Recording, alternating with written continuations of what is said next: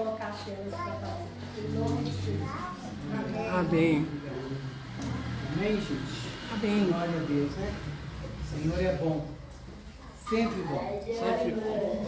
E Ele tem cuidado de nós. Em todas as áreas. Não é? Nós que muitas vezes não reconhecemos, não é? Ou desejamos mais e ficamos achando que Ele não está fazendo o suficiente. Não é? Nós temos caminhado por essas 3 últimas semanas falando um pouquinho sobre esses sentimentos que marcam a nossa alma de forma negativa, não é? Que adoecem a nossa alma. E mostrando também que a responsabilidade é nossa de resolver isso aí. Porque às vezes a gente tem a tendência de julgar para o outro. Né? O outro é culpado pela minha dor. O outro pode ter cooperado para causar isso. Mas a responsabilidade de resolver é minha, não é do outro. Senão eu vou ficar refém a vida inteira. E não é isso que a palavra nos coloca, né? Nos diz. Ele é o nosso Deus. Em última instância, ou primeira instância, depende do ponto de vista, a solução é com Ele. Então não adianta a gente ficar chorando e lamuriando por muito tempo. A gente pode sentir, claro que todo mundo vai sentir, porque os sentimentos são humanos, mas a gente não pode permanecer nele por muito tempo, senão ele nos adoece. E aí é que vira o problema. Nós nos tornamos pessoas, às vezes, amargas, cheias de mágoa, e às vezes vai conversar com essa pessoa, mas o fulano fez isso comigo não sei quantos anos. Fez errado? Fez. Mas e aí? Como é que eu vou resolver isso? Vou esperar o outro resolver para mim? Ou eu vou assumir a responsabilidade e resolver? Não é? E a gente tem caminhado nessa linha de pensamento, de entender a questão para buscar a solução. Porque quando a gente está sofrendo, a gente tem dificuldade de enxergar como encontrar a solução. Não é? Aquilo parece maior do que nós. E a Bíblia fala que o homem pode fazer planos, mas a resposta certa vem do coração de Deus. E também para as nossas dores, a resposta vem de Deus. Não é do outro.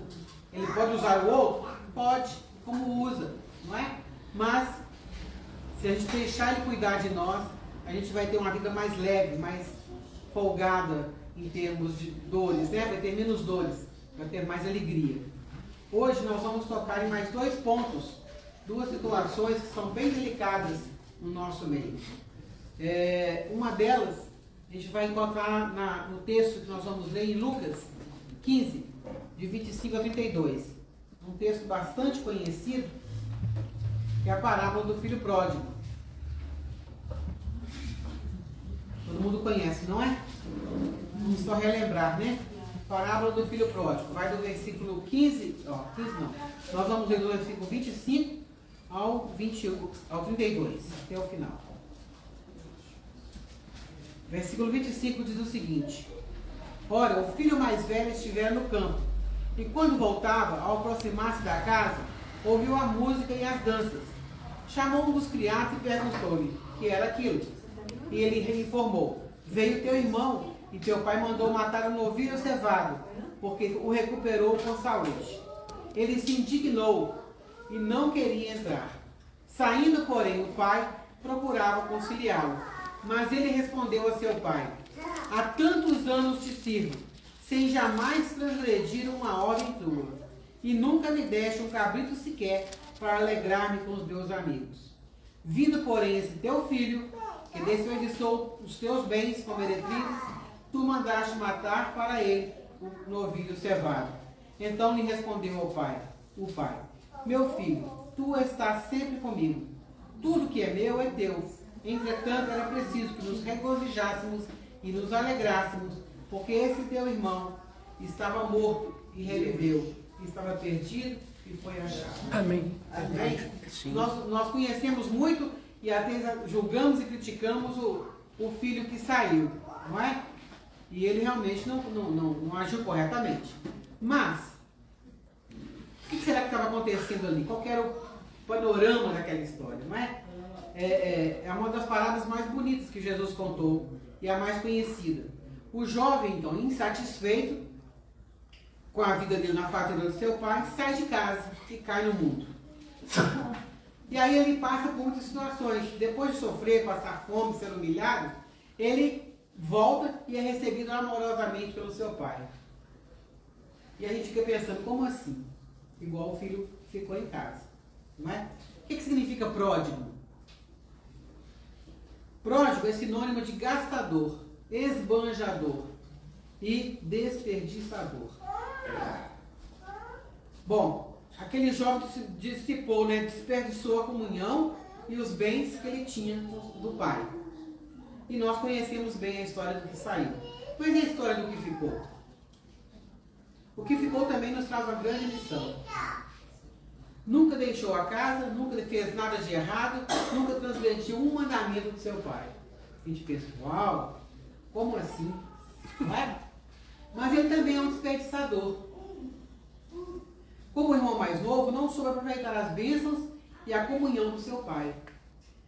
O mais novo estava insatisfeito com a vida de casa, saiu, percebeu que havia errado, havia perdido tudo e voltou. Seu pai ficou feliz porque ele estava morto e reviveu. Estava perdido e foi achado. E o mais velho? No entanto, ele estava insatisfeito, mas ele não fez nada em relação a isso. Ele continuou em casa, morto, perdido e frustrado, cumprindo ordens. Eles vivem sob a teto do pai, ele vive sob a teto do pai e procura servir e obedecer, mas internamente se sentem descontentes e frustrados. Será que você tem vivido assim? Descontente e frustrado dentro da casa do pai? Vive a murmurar, a reclamar, a rememorar os insucessos, as injustiças, os desafetos, com a alma amarga e sombria. Quer dizer, do lado de fora está fazendo tudo certo, mas do lado de dentro, nem tanto assim. Não é? Nós conhecemos o lado de fora, mas Deus conhece o lado de dentro. Então é preciso detectar, colocar o dedo. Onde está a insatisfação? O problema do filho mais velho se evidencia, a princípio, pelo fato de ficar calado. Às vezes, ficar calado fala mais alto do que falar muito. Não é? Às vezes a falta de palavras fala mais alto do que a abundância delas. E ele ficou em silêncio, porque ele também estava insatisfeito. Não saiu de casa por uma questão de segurança e uma questão de obrigação. Ele tinha um senso de obrigação muito forte. Né? Ele era um cumpridor de leis. Ele cumpriu então os deveres do filho. E por segurança, porque na casa do pai tinha pão em abundância. Há muitas pessoas cuja relação com Deus se reduz a sentimentos de obrigação e segurança. Eu sou obrigado a ficar, porque afinal de contas Deus não morreu por mim. Então eu tenho que ficar e tenho que fazer algo. E aqui é seguro, o lugar é bom, é agradável, as pessoas são amáveis, tem o alimento, então eu fico quieto aqui. Mas dentro nem sempre está tão alegre assim. Então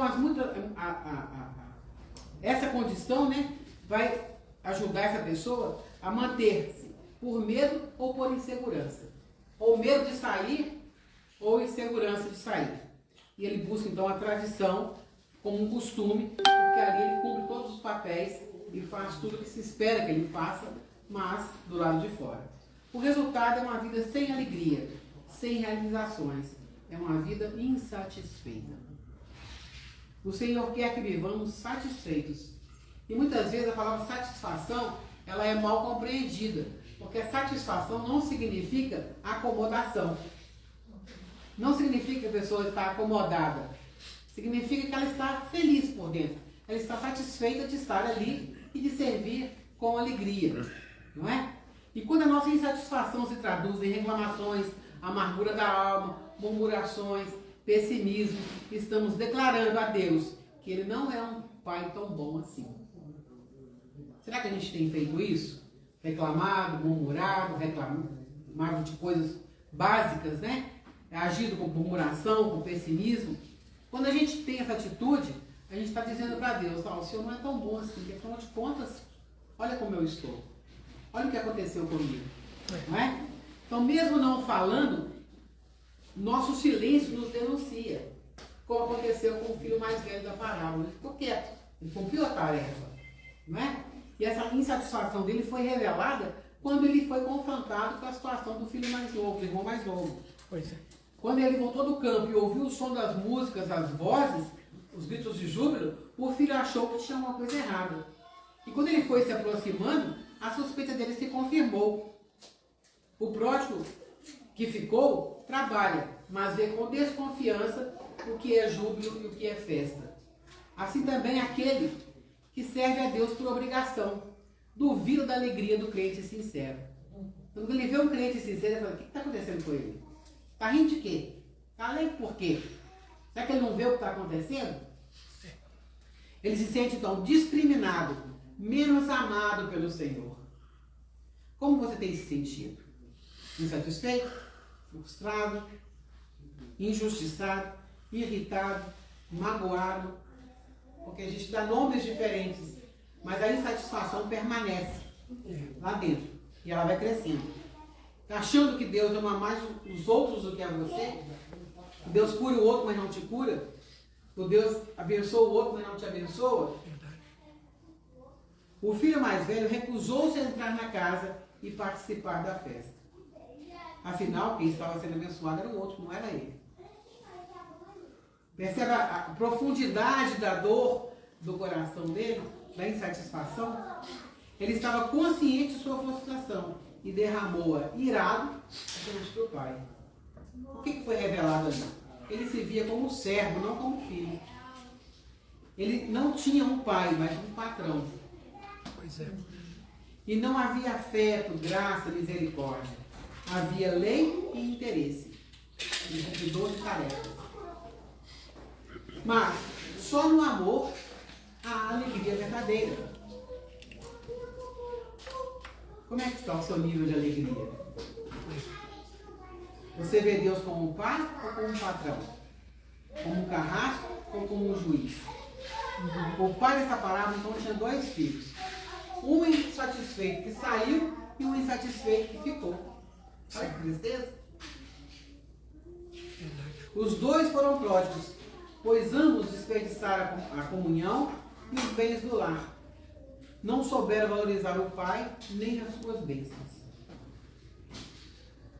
Quando ele fala, né, não me deixe nem um cabrito para celebrar com meus amigos. Tinha um professor no seminário que falou assim: que amigos? Ele não tinha amigos. Ele não tinha ninguém. Ele era cumpridor de tarefa, não é? Então o que saiu, ele caiu em si, ele se arrependeu, ele se reconciliou. E o outro? O que teria acontecido com o outro? Jesus não fala nada mais sobre o outro. Talvez que esse outro sejamos nós. Os insatisfeitos dentro da casa. Isso mesmo. E ele deixou então o resultado final por nossa conta. Nós vamos nos arrepender e nos reconciliar com o Pai, porque esse é o caminho da vida, do amor sincero e verdadeiro, ou nós vamos continuar insatisfeitos e criticando tudo. O amor é a essência da vida cristã. E não há outra forma de vivermos contentes e satisfeitos a não ser amando a Deus sobre todas as coisas e o próximo a si mesmo. Isso são atitudes nossas. Interna primeiro e externa depois. Porque às vezes a gente fala muito que ama, mas a nossa ação nos demonstra o contrário. Então tem que estar alinhado as duas coisas. O que eu falo com o que eu faço, isso é integridade, é ser inteiro. Né? Não adianta falar bonito, falar o que se espera, o outro espera ouvir, mas na atitude ser diferente. Isso é um desafio para todos nós. Porque a gente tem essa tendência, né? Colocar essa máscara de feliz, essa máscara de satisfeito, principalmente domingo, né? Na hora do culto, a gente põe a roupa nova e a cara bonita, mas de segunda a sexta, nem sempre. Mostra um coração insatisfeito. Mostra um coração que serve a um patrão, não a um pai amoroso. E aí cada um precisa olhar para si. Eu sou o filho pródigo que saiu ou eu sou o filho pródigo que ficou? Porque o caminho de reconciliação é o mesmo, é o arrependimento. É arrepender-se e voltar para Deus. Reconhecer o tanto que Ele já fez e continua fazendo por cada um de nós. Porque aí sim a gente vai ter a atitude do filho que saiu. Ele reconheceu, voltou, se arrependeu, né, e reconciliou com o Pai. E é isso que o Senhor espera de nós todos os dias. Para a gente não cair nessa situação de insatisfação e justificar a nossa insatisfação. Não é? A insatisfação, quando ela não é detectada, quando ela não é percebida, não é falada e confrontada, pode levar a pessoa a muitos outros sentimentos sofridos, não é? A angústia, a ira, a ingratidão, a insegurança, a solidão, porque a pessoa vai se isolando do contexto e vai se percebendo, se achando melhor do que o outro. Afinal de contas, eu estou aqui cumprindo todas as minhas tarefas. É igual o filho pródigo que ficou. Não é? E pode até levar a pessoa a um estado de depressão. Que afinal de contas é o mal do século, né? É como se todo mundo precisasse ficar deprimido hoje em dia. Fora os que já estão, infelizmente. E o que é a depressão? É muito difícil. Não tem como colocar a depressão em uma definição simples. Porque cada pessoa, é como se cada pessoa tivesse um diagnóstico diferenciado para o mesmo sofrimento. Porque é o mundo de cada um, não é? Colapsa. Mas é um estado emocional do qual todos os seres humanos estão sujeitos. Verdade. Todos. Não tem isenção, né? E as pesquisas demonstram que a depressão é um dos males psicológicos mais frequentes, mais falados e mais temidos. Ela pode ter causas orgânicas, distúrbios hormonais, insônia, hipoglicemia, estresse, intoxicação química, pode ser virótica, e também pode ser causada por traumas, crises, como a morte de um ente querido, uma enfermidade prolongada. Quer dizer, é muito ampla a gama de razões ou de situações que pode levar uma pessoa a um estágio de depressão. E ainda também por situações emocionais as mais diversas, como baixa autoestima, senso de impotência, perfeccionismo, por incrível que pareça, medo, ira, ressentimento, culpa. Quer dizer, é muito ampla a possibilidade que cada um pode se encontrar para se ver deprimido. Então, a gravidade e a diversidade dos quadros depressivos pode fazer com que a pessoa precise de uma ajuda profissional, um médico, um terapeuta, porque vai ajudar a pessoa, no mínimo, a identificar o que está acontecendo. Se é a causa física, se é a causa emocional, qual que é o problema ali. Mas uma característica básica da depressão é uma tristeza profunda. É uma falta de esperança, de alternativas possíveis. A pessoa não consegue enxergar a luz no final do túnel. É tudo escuro. E aí a pessoa se perde desse processo aí. E há quem diga que o crente não fica deprimido. Que tal situação reflete falta de fé. Mas isso não é verdade.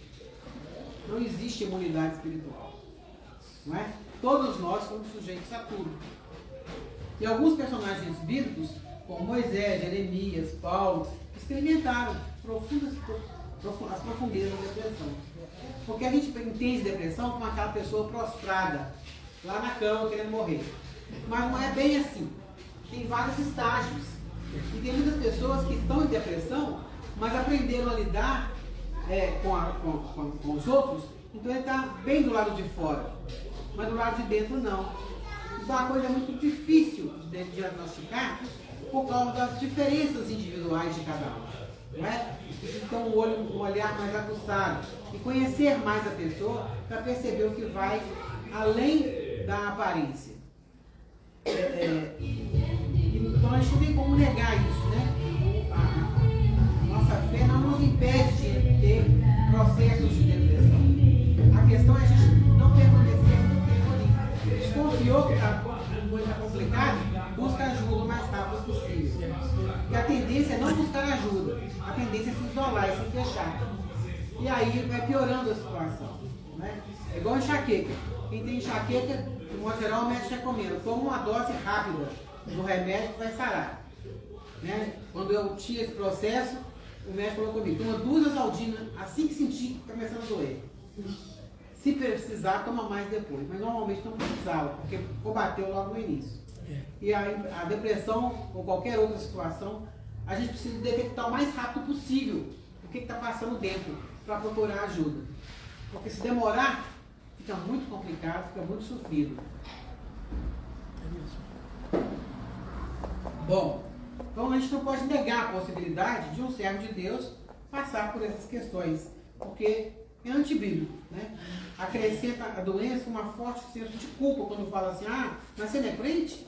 Você não crê em Deus? Por que você está em depressão? A pessoa se sente mais culpada ainda, porque só piora a situação.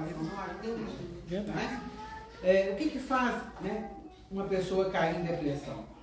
Nós todos vamos passar por momentos delicados, de desânimo e de depressão. Passar por momentos não significa ficar ali. É isso mesmo. E aí é que é o difícil da história. Porque quando passa por uma situação, precisa ser detectado o mais rápido possível. Mas se a pessoa se isola, achando que ninguém vai compreender, que ninguém sabe, que aquilo é vergonhoso, ou sei lá, qualquer outro argumento que possa vir, a tendência é piorar. Então, algumas pessoas se sentem deprimidas sem saber nem por que está sentindo daquela forma. Outros têm consciência de problemas, limitações, dificuldades, a que atribuem uma apatia e uma tristeza profunda. Nós vamos ver um texto bíblico que está lá em 1 Reis, a história de Elias. 1 Reis, capítulo 19, de 1 a 18. Um pouquinho longo, mas traz uma clareza maior para a gente falar sobre isso. Elias, 1 Reis 19, do versículo 1 ao 18. Acabe fez saber a Jezabel tudo quanto Elias havia feito e como matara todos os profetas à espada. Então Jezabel mandou um mensageiro a Elias a dizer: façam-me os deuses como lhes aprouver, se amanhã a estas horas não fizer eu a tua vida como fizeste a cada um deles. Lembra que Elias tinha matado 400 profetas de Baal.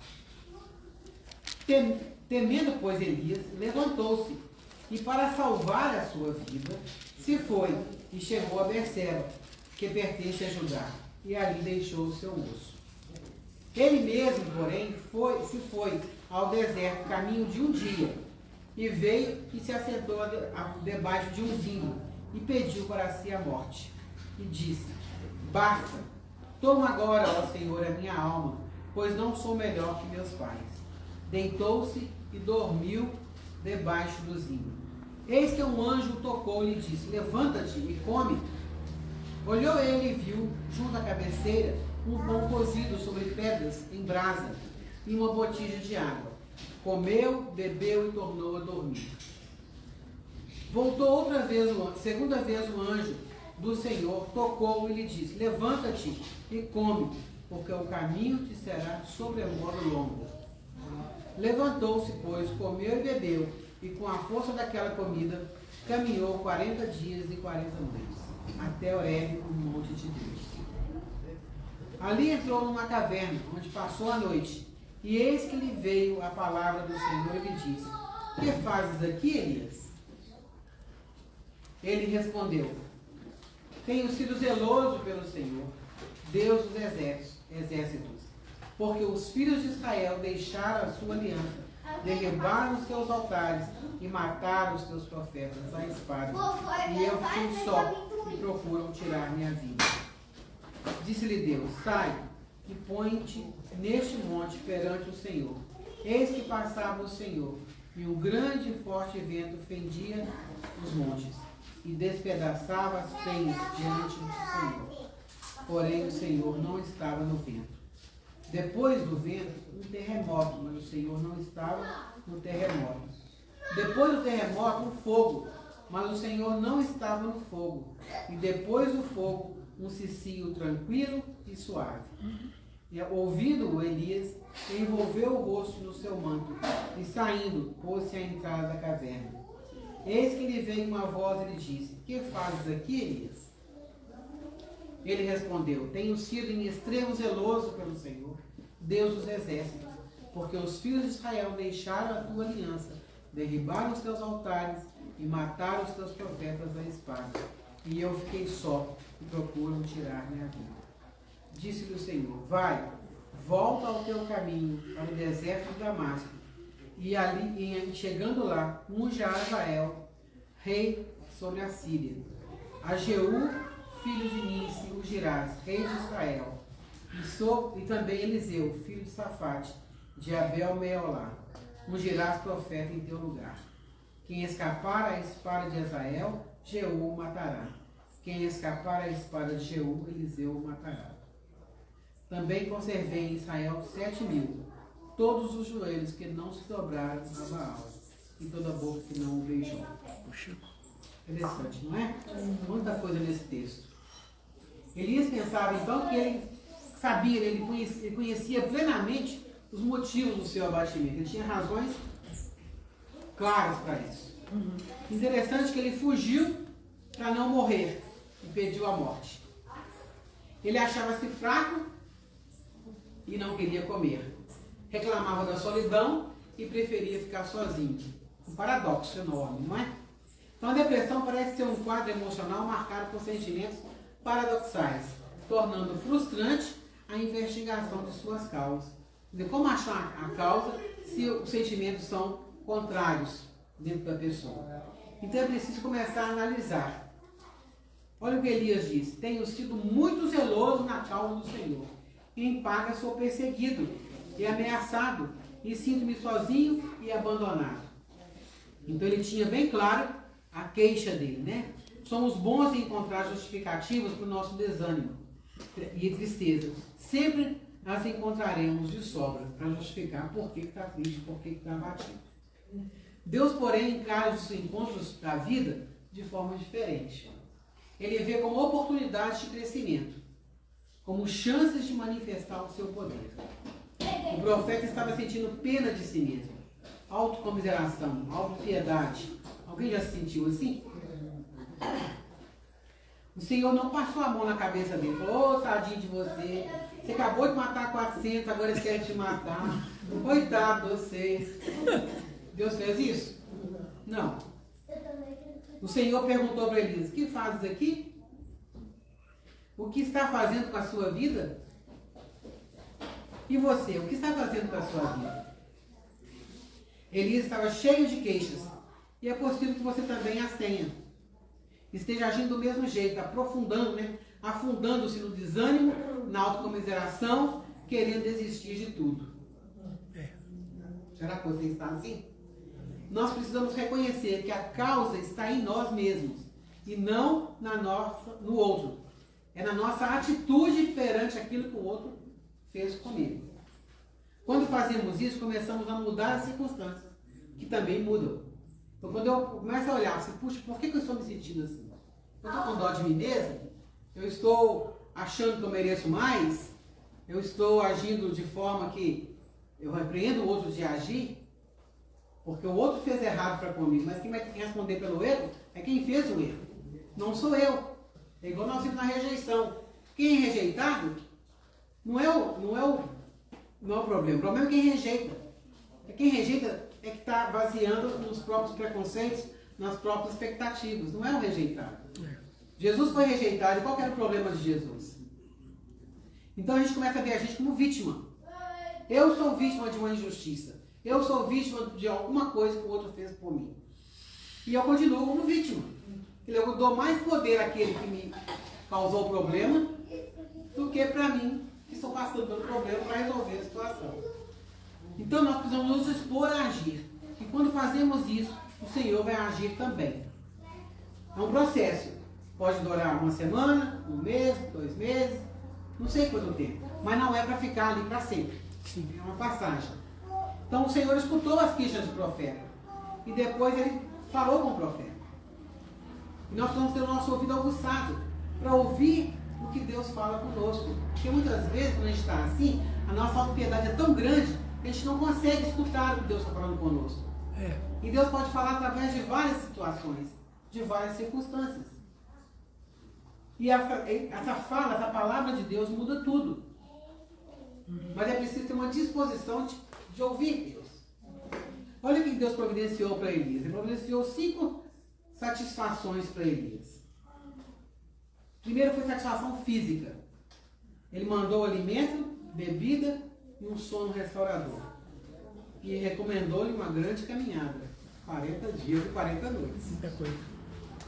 Quer dizer, Comida, hidratação, sono e atividade física. Quem está em depressão não está querendo fazer nada disso. Não.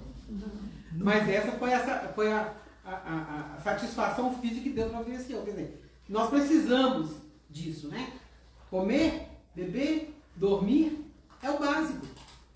E uma atividade física. Não precisa ser qualidade qualidade de 80 anos, não. Pode ser menos, né? Verdade. Mas precisa ter um movimento, alguma coisa, para gerar energia, gerar saúde.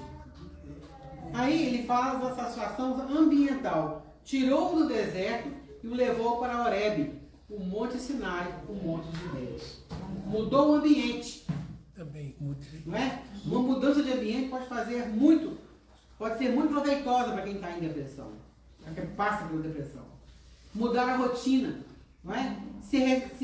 Pode ajudá-la a se perceber melhor. Pegar o sol, né? O que você pode fazer em relação à sua rotina para encontrar um local mais propício para a sua restauração emocional? Não sei. Pode ser um passeio, pode ser uma viagem, pode ser uma caminhada no sol, pode ser mudar de casa. Cada caso é um caso, não é? Mas é preciso que haja uma mudança de ambiente.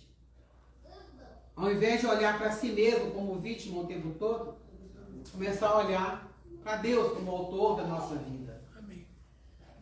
A fácil, você esquece a palavra fácil. Não existe nada fácil, não é? Tudo é difícil, mas é preciso ter uma atitude. Outra satisfação, uma satisfação espiritual. Deus mandou que ele olhasse. Ele viu o vento, o terremoto, o fogo, e tudo isso o lembrou do poder divino. Mas quando veio a voz mansa e suave, fez com que ele recordasse o amor de Deus. E é o amor de Deus que vai transformar o nosso coração, a nossa atitude. É se sentir amado, amparado, não é? Então fez com que ele se recordasse do amor. Então ele deixou aquela caverna com uma compreensão nova de Deus. Muda a percepção de Deus. E normalmente é nos lugares, nas horas mais escuras da nossa vida, que a nossa comunhão com Deus nasce e se fortalece. E a gente é transformado. Outra satisfação, a satisfação ocupacional. Tem uma missão para ele. Vai agora, né? Sai daqui e vai lá. E a sua missão vai ser ungir reis e profetas, que vai influir na história do seu povo e no futuro de outras nações. Quer dizer, não tinha acabado o tempo dele, não estava na hora de ir morrer, não. Ainda tinha uma missão para ser cumprida, ainda tinha algo a ser feito. Aí você vai falar, mas eu não sei o que Deus quer que eu faça. Não preocupa com isso não, pergunta para ele, espera dele. Uma porta vai se abrir, alguma coisa vai acontecer. Deus tem uma missão para você e sabe que você tem condições de executá-la. Porque se não tivesse, já tinha morrido, não preocupa com isso não. O plano de vida é dele. Ele pega de volta o que ele quiser. Sim. Se a gente ainda está aqui, é porque ele ainda está contando com a gente. De alguma forma. Não é? Então ele conta com você também. E ele promoveu também satisfação emocional. O Senhor lhe deu um povo. 7.000 joelhos não se haviam dobrado a Baal. Ele achava que ele estava sozinho, abandonado. E lhe deu também um amigo, Eliseu, que seria o seu companheiro e o seu sucessor. Não sei se você já passou por isso, de viajar, chegar a um lugar que você não conhece ninguém, nada, e aí você encontra um crente. Dá uma sensação de amparo, de que eu não estou sozinho, que eu posso contar com essa pessoa, muito grande. Não é? Então Deus mostrou para ele, não, você não está sozinho, tem 7.000 que não se dobraram. É que a gente só vê um palmo na frente do nariz, né? E Deus vê o todo. Então a gente tem que confiar nele. Então o Senhor tem te dado um povo especial, que é a igreja. E quando eu falo igreja, eu não estou falando de instituição, não. Não estou falando de paredes, não. Estou falando de pessoas, crentes, não é? Amigos, queridos, para que possam escalar juntos com você até os picos da alegria. Até encontrar o lugar que você se sente amado, amparado, cuidado, satisfeito. Quem está deprimido a ponto de desistir de tudo deve parar e pensar. Então o próprio deprimido precisa em algum momento falar assim, o que está acontecendo comigo? O que eu vou fazer com isso? Eu posso me esconder numa caverna, agir como profeta, Eu posso fazer uma lista de motivos do porquê do meu desânimo, do porquê da minha dor. Ficar aqui acariciando minhas feridas. Ou buscar ajuda. Lutar e vencer.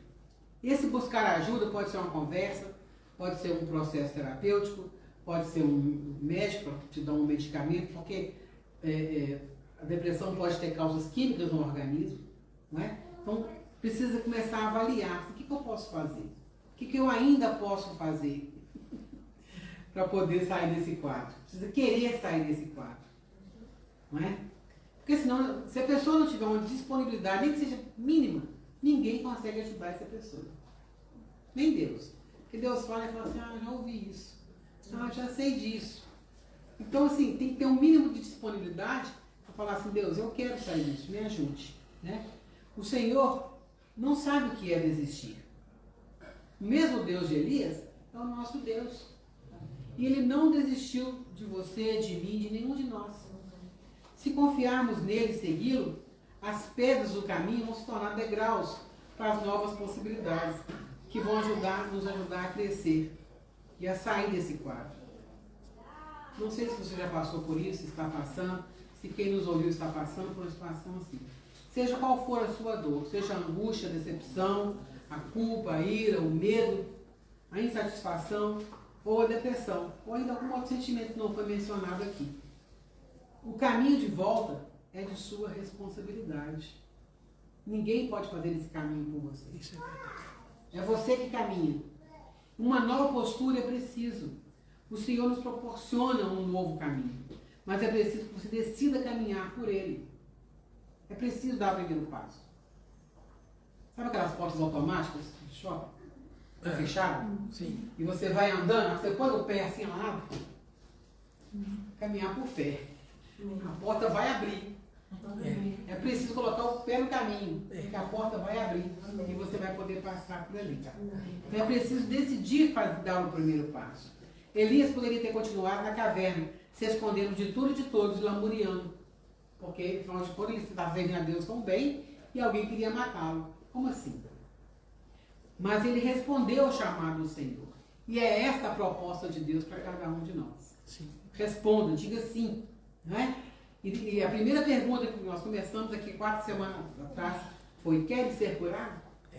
Isso é a palavra. A resposta a essa pergunta, tão simples, faz toda a diferença. Você quer sair desse quadro? O que você está fazendo dentro da caverna? E eu quero te convidar nesta manhã a dar uma resposta positiva para o Senhor. Falar: Senhor, eu quero, me ajuda. Eu não sei como, mas eu quero.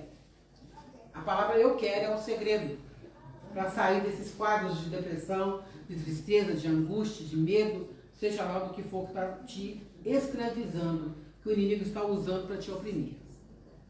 Eu gostaria que a gente orasse nesse momento. Eu gostaria que você fechasse os seus olhos, pensasse na sua própria vida, sua história de vida. Como é que tem sido a sua caminhada? O que tem amarrado os seus pés, te impedido de caminhar? Comece a dizer para o Senhor, fala para Ele. Ele já sabe, eu sei. Mas Ele quer ouvir a sua voz, é a sua fala diante dele. Ele fala: Senhor, eu quero, me tira desse lugar. Me tira desse poço que parece profundo demais. Desse túnel que parece que não tem luz nenhuma no fundo. Desse lugar que eu não consigo sair sozinho. Eu preciso do Senhor. Como aquele homem daquela parábola disse para Jesus: ajuda-me na minha falta de fé. Pede ao Senhor e Ele vai fortalecer a sua vida, a sua fé. Ele vai te restaurar. E Ele vai mudar o seu caminhar. É uma atitude de fé. Ele quer te restaurar a alegria da salvação. Sim.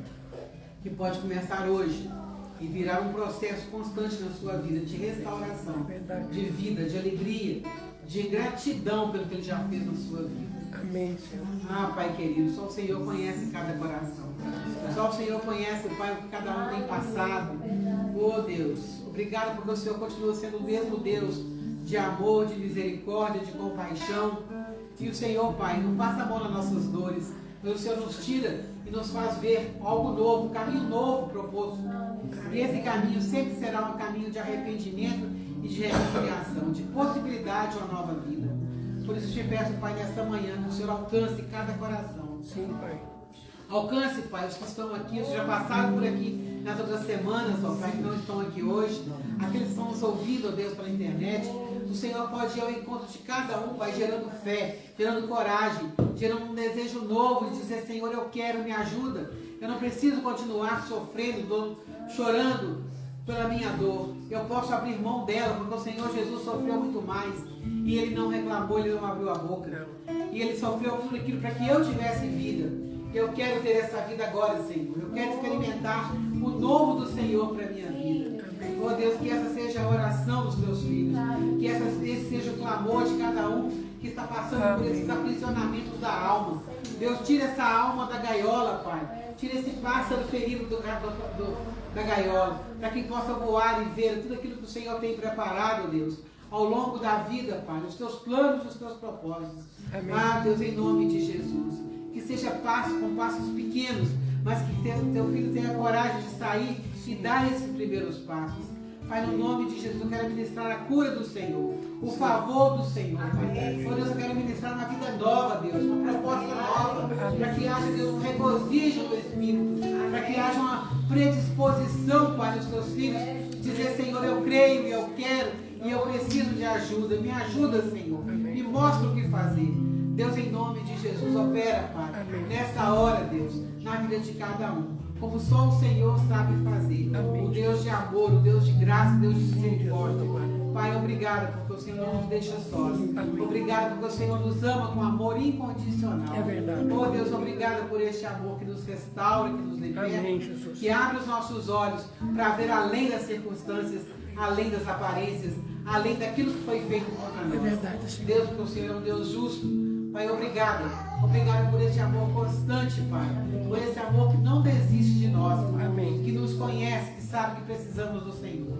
Muito obrigado, Deus, pela oportunidade de falar de tudo isso e saber que o Senhor é a nossa resposta. O Senhor é o nosso Deus. No Senhor temos vida, vida plena e vida abundante. Ah, Deus, muito obrigado por esse privilégio que o Senhor nos dá. Nós te louvamos nesta manhã. Te agradecemos, Pai, por essa grande amor e misericórdia. Amém. No nome santo de Jesus. Amém. Amém.